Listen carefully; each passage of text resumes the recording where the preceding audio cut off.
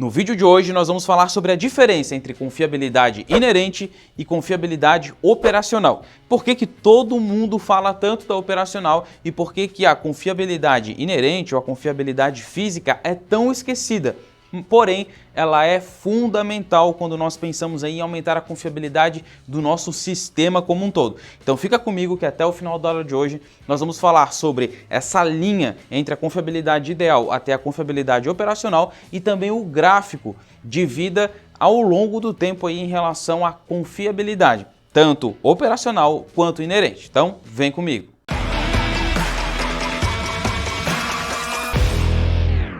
Vamos ver aqui, pessoal, então, uma definição de confiabilidade, tá? Confiabilidade é a taxa, então ali é 20%, 30%, 40%, ou a probabilidade, então tem 30% de chance de acontecer, 40% de chance de acontecer, que indica o quanto um item, então lá um rolamento, um disjuntor, uma máquina, um equipamento, resiste à ocorrência de falhas durante um período de tempo em condições pré-estabelecidas. Então a confiabilidade é uma probabilidade de que não vai acontecer uma falha durante um período de tempo. Então quanto menos falhas, mais eu tenho confiabilidade, né? Maior a minha confiabilidade. Ela sempre vai ser dada numa taxa ou numa proporção, certo? Então um equipamento que tem uma confiabilidade de 100% significa que ele não falha nunca. E um item que tem uma confiabilidade de 0% significa que ele está em falha.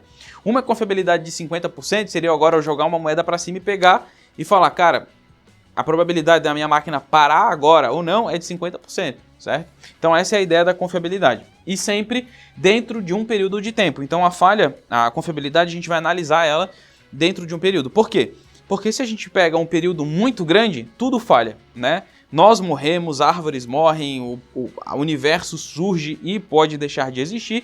Então tudo a gente vai sempre analisar dentro de um período de tempo. Quanto maior o período de tempo, mais incerto tudo é. Então menos confiável. Quanto menor o tempo, mais certo, mais confiável. E quando a gente fala em confiabilidade, pessoal, tem uma coisa muito importante. Preste atenção, anote aí. Pare tudo que você está fazendo, pede para os seus filhos ficarem quietos um pouquinho aí. Pega o seu caderno, se tranca dentro do quarto aí, porque a gente vai falar de uma coisa que poucas pessoas falam, tá? Que é a diferença entre confiabilidade inerente e confiabilidade operacional.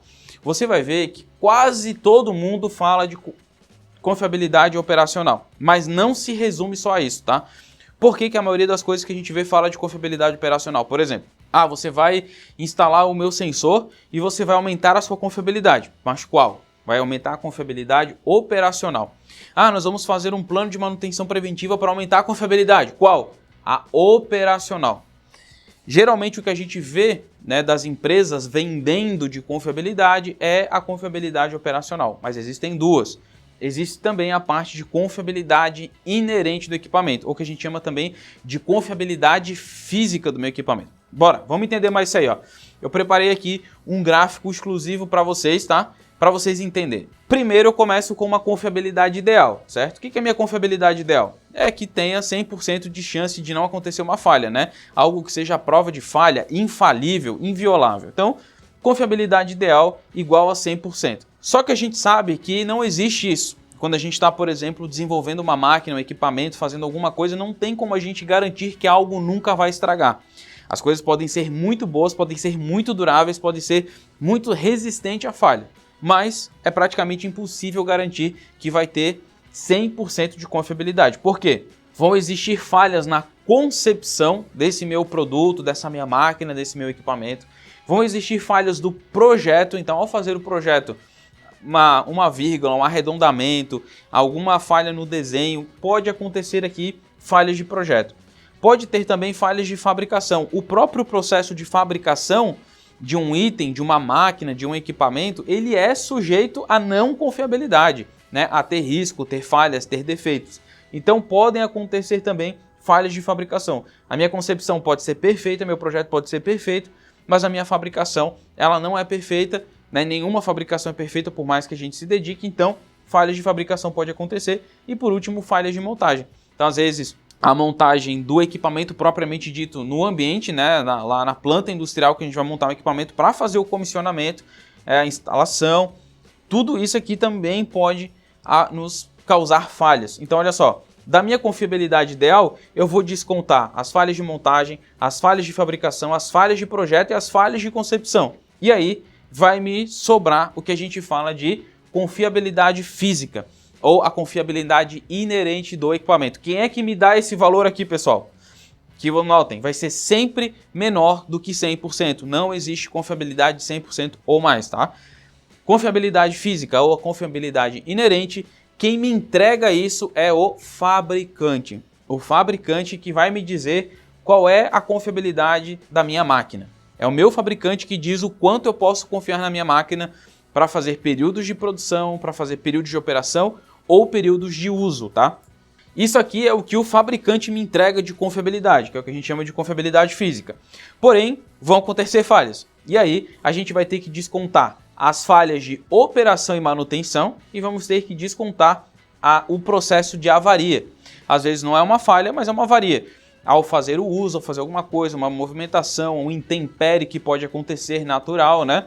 Um acidente, um desastre, uma anomalia, são processos de avarias que vão descontar da minha confiabilidade física, e operação e manutenção também vão descontar da minha confiabilidade física. Então, descontando esses dois, a gente chega então na confiabilidade operacional, que a gente está chamando aqui de confiabilidade de operação. Então, olha que interessante, pessoal. O ideal seria ter uma confiabilidade de 100%, mas vão ter vários erros de projeto, de concepção, de fabricação, de montagem, que vai me entregar uma confiabilidade física, que é aquilo que o fornecedor, o fabricante, consegue te dar. A partir daqui é onde a gente começa a trabalhar manutenção, que é operação e manutenção, processos de avaria. E aí a gente vai chegar naquele indicador que a gente precisa, que é o de confiabilidade operacional, tá? Então olha que interessante, aqui ó, eu tenho a parte de implantação e de design, tá? Tudo isso aqui. Então às vezes a gente tem várias técnicas que a gente usa para aumentar a confiabilidade durante o processo de instalação e design. E aqui nós vamos ter então a parte de operação. E aqui sim que a gente vai trabalhar o que? Manutenção preditiva, prescritiva, manutenção ativa, manutenção dectiva, todas aquelas manutenções que a gente já ensinou para vocês lá nos nossos cursos, e aí sim a gente vai chegar na nossa confiabilidade de operação. Então olha que interessante, a maioria das pessoas por aí focam apenas nesse valor aqui, ó. Você vai aumentar o seu indicador de confiabilidade operacional e estão esquecendo de tudo que vem para cá. Essa é a diferença quando a gente vai trabalhar uma consultoria nas empresas e a gente vê que às vezes eles estão tentando só confiabilidade operacional, mas e aí? O que a gente pode fazer para aumentar a confiabilidade física? O que a gente pode mudar de projeto, de montagem, de fabricação? O que a gente pode entender de erro de concepção de projeto, falar com o fabricante? Isso, tanta coisa que a gente pode fazer para aumentar a nossa confiabilidade global, tá? E olha que interessante, isso aqui desconta, desconta, desconta. Como que eu aumento a minha confiabilidade? Gerando melhoria. E aí entra todo o ciclo de melhoria contínua, né? E na disponibilidade física também, melhoria. Então a gente vai aumentar a nossa confiabilidade se a gente conseguir melhorar o nosso sistema. Saca só esse gráfico, que sensacional, que é o gráfico de confiabilidade ao longo da vida do nosso equipamento, tá? Então aqui, ó, a gente vai ter no nosso eixo vertical a confiabilidade. Então aqui, ó, baixa confiabilidade ou confiabilidade zero, alta confiabilidade, né? Confiabilidade 100%. E aqui, ó, no eixo horizontal, a gente vai ter o nosso tempo de operação. Então, tempo zero, a gente bota a máquina para rodar, vai começar a passar o tempo, beleza? Então olha que legal, pessoal. Aqui em cima, ó, a gente vai ter a confiabilidade inerente. Vai ser 100%? Não, 100% não existe. O que é a confiabilidade inerente? Aquela entrega pelo fabricante. Então a gente tem aqui o que o fabricante, por exemplo, entrega que a confiabilidade de um motor é 98%. Então aqui nós temos 98%, certo? O que vai acontecer? Ao botar um motor para funcionar, quanto mais passar o tempo, mais a confiabilidade vai decair. Por quê? Porque podem existir falhas por desgaste, falhas operacionais, por erro de calibragem. Então tem várias coisas que vão acontecer. Quanto mais passar o tempo, mais a confiabilidade vai descer. Vai chegar no momento, pessoal, que a nossa confiabilidade aqui, ó, a gente vai precisar parar o equipamento para fazer uma manutenção. Então olha só, a gente para o equipamento, então a confiabilidade não continua caindo. E o que a gente faz? A gente faz uma manutenção preventiva. Olha o quão distante está de chegar numa confiabilidade zero. Então, começou a descer aqui, chegou no nível de confiabilidade, está na hora de fazer uma manutenção preventiva. Quando a gente faz uma preventiva no equipamento, o que acontece?